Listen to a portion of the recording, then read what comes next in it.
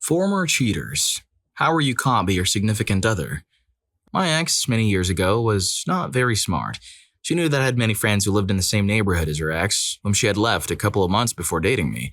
She always told me she was going to a friend's house to study, and I had no reason not to believe her, until one day she wouldn't answer a single text. I'm not the kind of person to text a lot.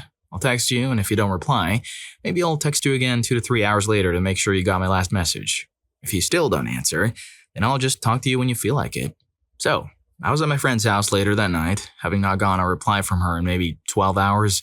My friends and I decided to go outside and make a barbecue in his backyard, and I noticed her car in the driveway of the house behind us.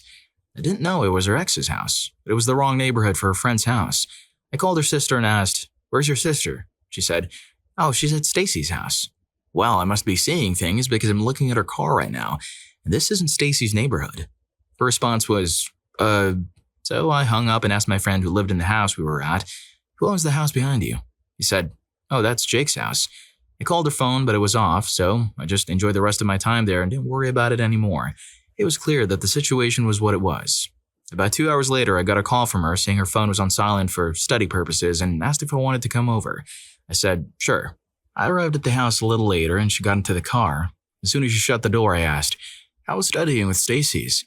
She gave me a made-up answer, not knowing I was aware of the truth. After she finished lying, I said, "That's strange. It must have been a long walk from Jake's house." I made sure to watch her face as I said it to see her reaction. She knew I knew but wouldn't admit it. Here's a summary of our conversation. We were just talking things out. Why would it be okay to go there to do that if you have a boyfriend? What needs to be talked about? We've been friends for a long time before dating. I just can't stop talking to him. So you thought it was logical to lie to me about going to Stacy's house? It's 11 p.m. and you've been talking it out since 10 a.m. I tried to reach you a couple of times too. What did you guys do? She wouldn't answer or look at me.